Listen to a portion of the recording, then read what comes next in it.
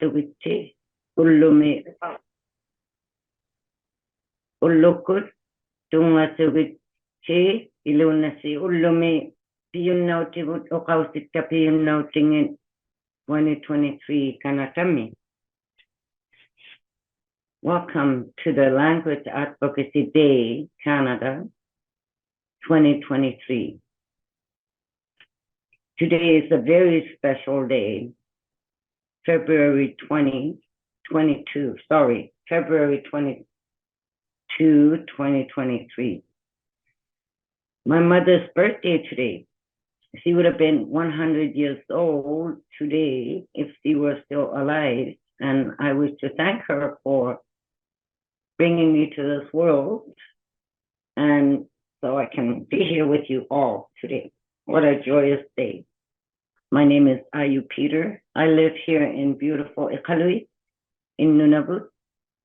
In Nunavut, we speak the Inuit language called Inuktitut, and the circumpolar Inuit language is called Inuktitut.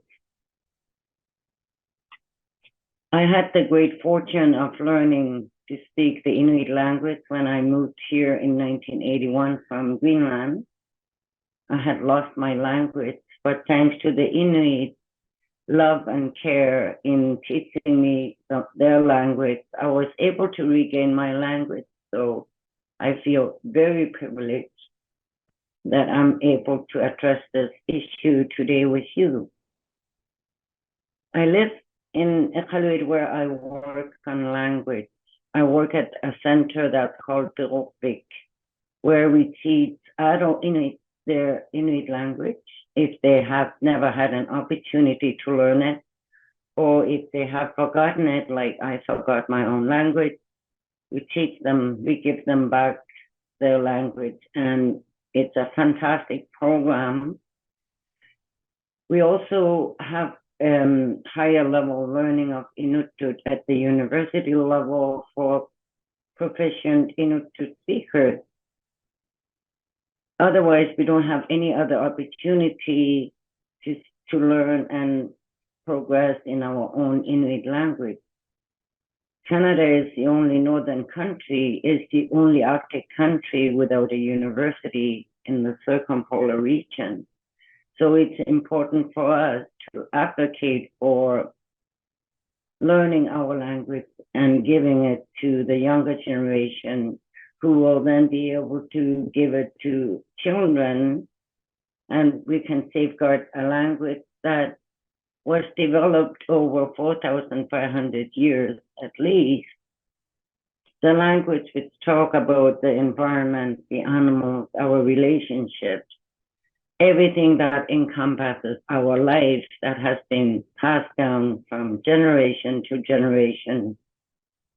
Our Inuktitut language should not disappear, as it is our gift from our ancestors, and we are obligated, tasked with the responsibility to pass it on to future generations.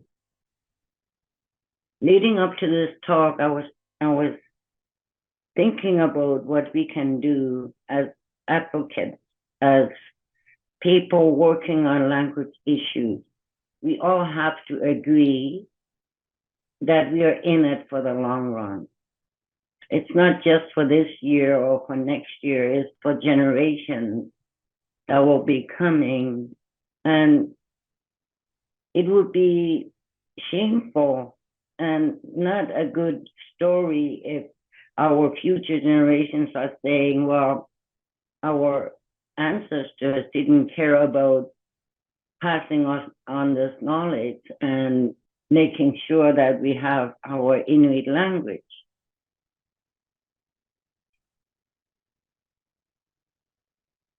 So let's all work together.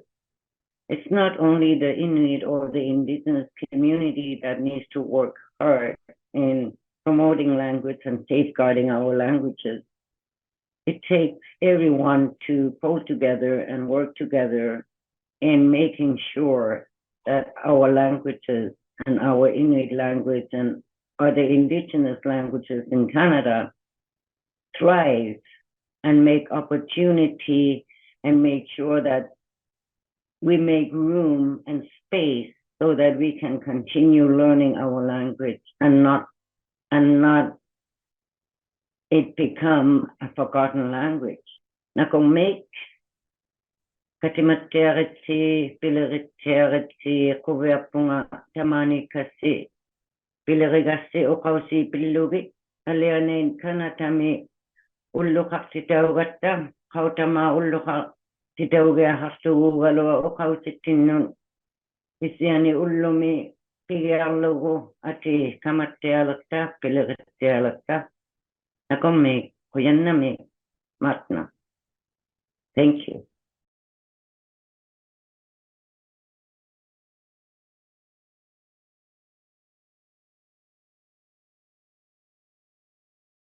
Hello, my name is Margaret Atwood, and it's my great pleasure to be introducing Aaju Peters for her talk at Innes College today. You're very lucky to have Aaju. She is a unique individual, and I'll tell you just one story about her that I heard from some fellow travelers who had been to the Arctic with her. So they were all on the beach, and along came a polar bear, and they scrambled into their zodiacs and pushed off. But Aaju remained on shore. She walked towards the bear and she sang to it. I don't know whether it was a charmed bear or a confused bear, but it went the other way. So that's Aaju. She's pretty ferocious. And I have known her since the early part of the 21st century. I'm sure you will all enjoy yourselves very much. The title is Twice Colonized. Only because I like doing things to the extreme. I was colonized once. I had to go and be colonized twice. So there you go. I was born in Greenland. What I'll talk to you about tonight is growing up in Greenland in 1960s, going to school in Denmark in the 70s, moving to the Canadian Arctic in the 80s, and then what I have experienced and what I have learned from the Inuit of the Canadian Arctic and how things are today.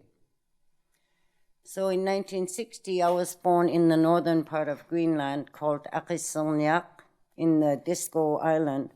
How many of you have been to the Arctic? Nice. With the taxi driver, I was driving over here and he was asking, so how long is the winter? I said, about 10 months. And he asked, how do you get everything up north? Well, we get a ship in the summertime. We have 2-3 months where you can sail. Mind you, because of climate change, that's become longer. And everything else is flown in by plane. He was very interested in that. And his next question was, what's the difference between Aboriginal people and Indigenous people? I said, it's the same thing. Times have changed, and now today we call ourselves Indigenous people. So you'll hear the term Indigenous people more often. So I'm an Indigenous person from Greenland. I went to school. My first grade was in my own language, which is Kalatlisut Greenlandic. And in my second, third, and fourth grade, I was being taught in Danish. Because by that time, there was a policy in Greenland that demanded that we should all become Danicized. We should all learn the Danish language. We should all learn everything about Denmark that had colonized our island. That started in 1721 with a minister named Hans Egede, who came to touch base with the Norse people. The Norse had come around year 1000, descendants of the Vikings, and Eric the Red, you may have heard of him, and his whole family and delegation. By around 1350 to 1500, the little ice age had come to Greenland, and the temperature of Greenland had changed a little bit.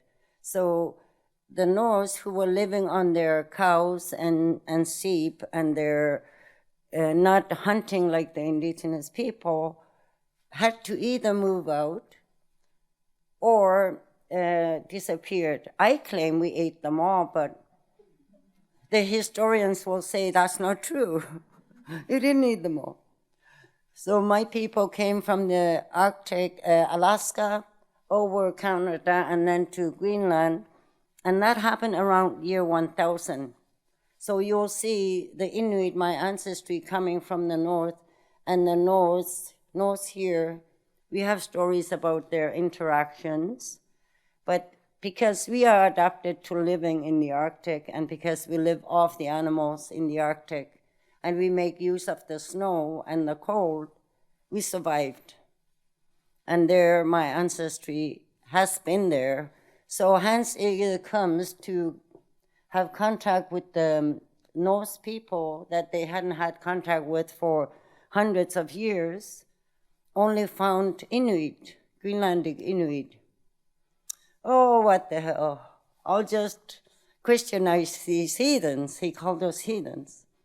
And we are called Galatlit because we were called Skallinger in the Danish language, which was a derogatory term at the time, but today we are called Galatlit. Going to school in grade 2, 3, 4, we only had a Danish teacher. We didn't speak Greenlandic. That was okay because our parents still were only my mother was only speaking Greenlandic, and my brothers were speaking Greenlandic, so I still had that Greenlandic. We didn't even think about it, that harm would come afterwards. That was not, the number one concern was that we should become Danish. We should learn everything about our future, education in Danish. We need to be having good jobs and have a good education. So when I was 11, I was a group of 6 students that were sent off to school in Denmark. There are trees in Denmark, there are cars, there's electricity, there's running water. What struck me was brushing my teeth. I had never brushed my teeth because the family I was placed in, it was a dental couple. We were dentists. Yeah. I had to brush my teeth 3 times a day. And then we had to sit at a table with a fork and a knife, and everybody sitting and having our food. Nothing like the food that I was used to. We could see what kind of food we were having. It was fish, or seal, or whale, or tea, or biscuit. That's all we were having.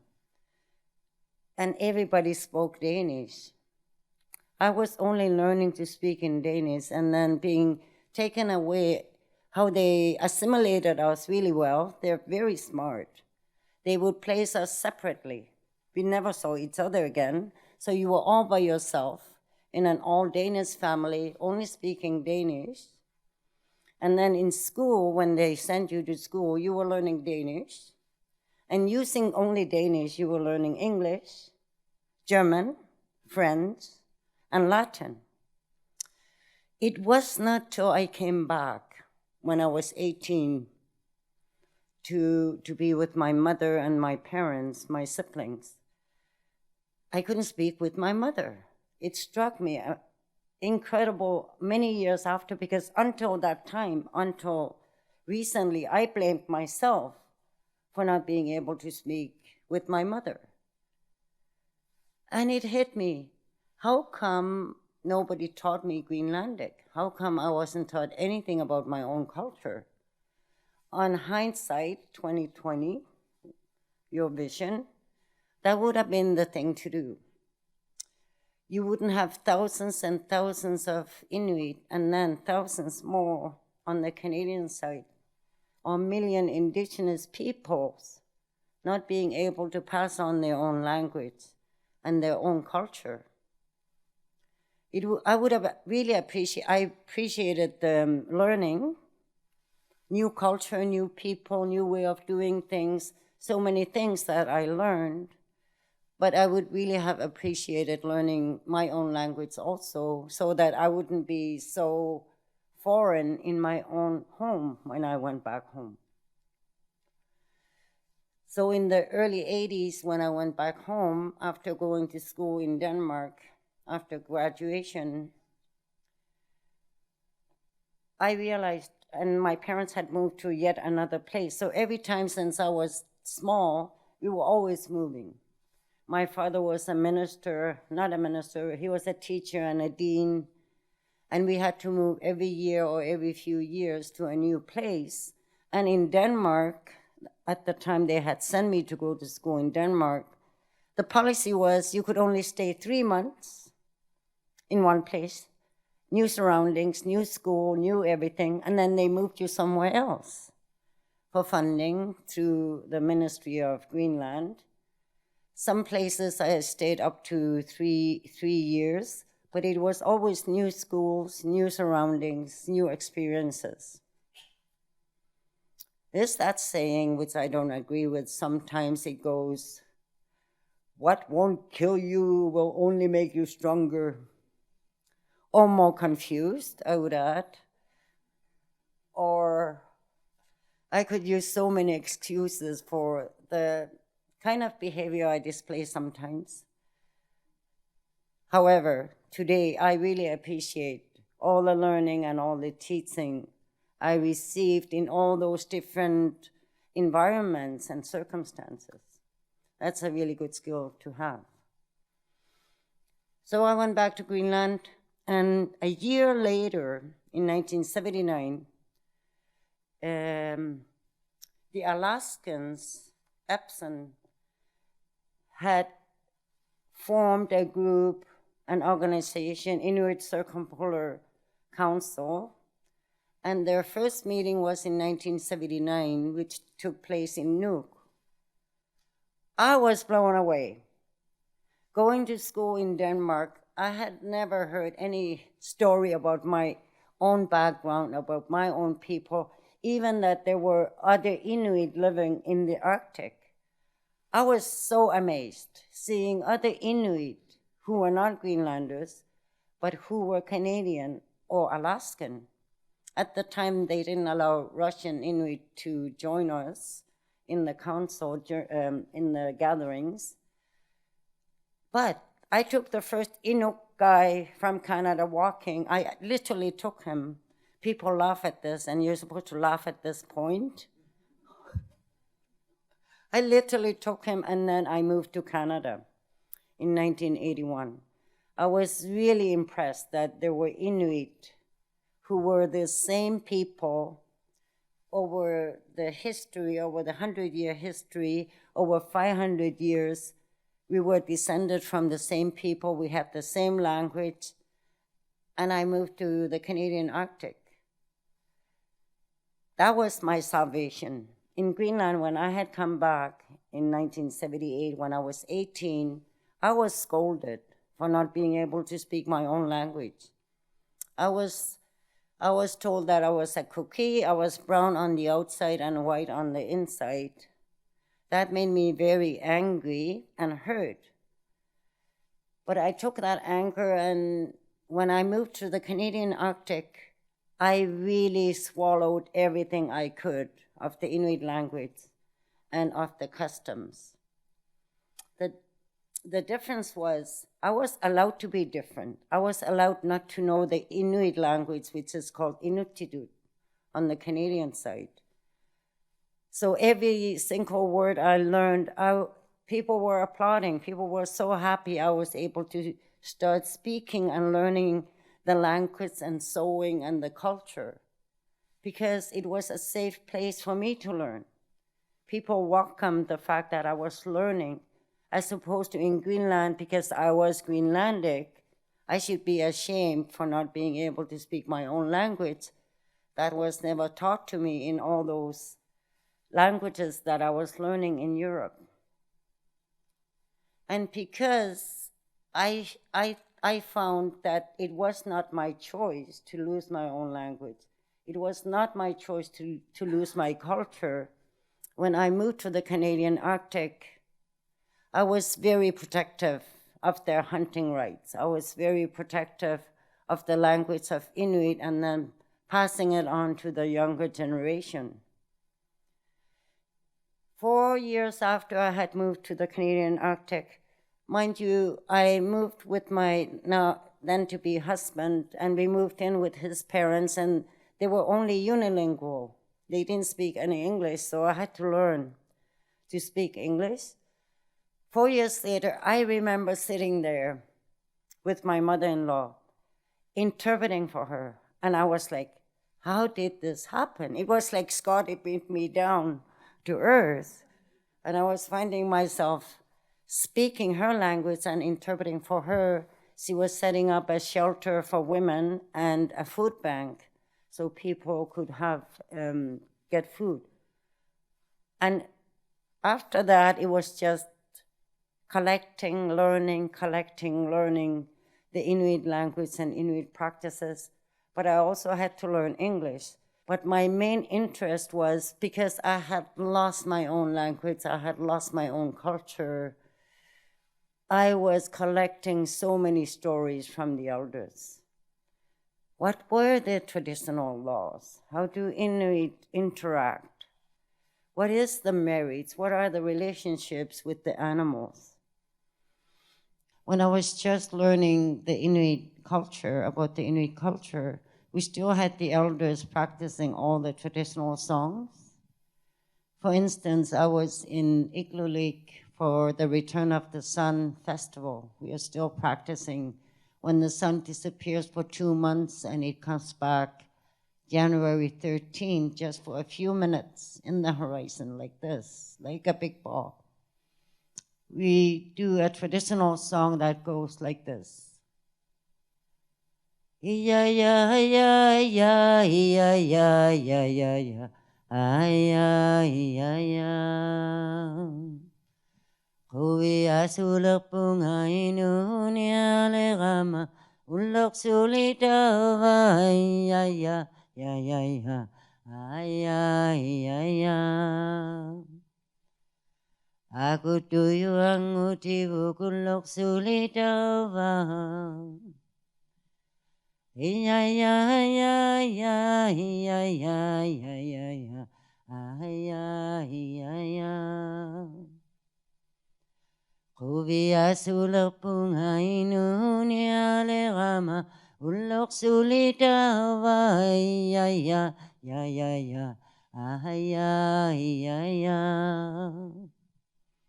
I sang that extra part because I knew I was being photographed. I am so happy that I shall be alive again. The two stars, there's an English name for the two stars. Akutuyuk, we call them. They're still visible in the horizon when the sun is starting to show. And that's a sign that the sun is coming back. And on January 13, the moon doesn't set. It stays in the sky 24 hours. And the sun comes back just for a few seconds. And what the children will do, they will hold up their thumb up to the horizon. And it's like the sun will just slide over their thumb. And what we learn in those terms is, I shall be alive again. What does that mean? Well, did you die and you just was resurrected? Is when everything dies here, like with the first snow in the wintertime, when everything goes to sleep, when everything dies. Springtime comes and the sun comes with new life, new hope, people no longer starving, game coming back. And the other song goes, Inna tu sangani li samani samaya. Ay ay ay ay ay ay ay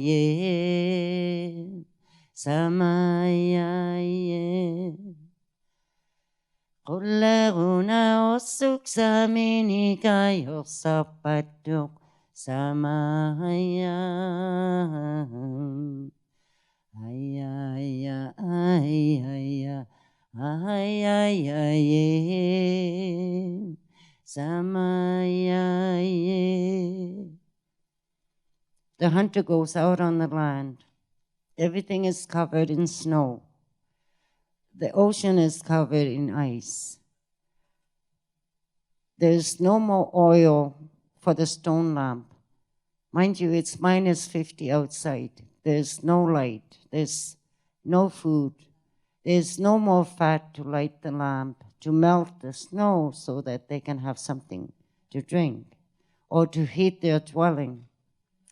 And that's what the songs tell us about stories, about survival, about gratitude.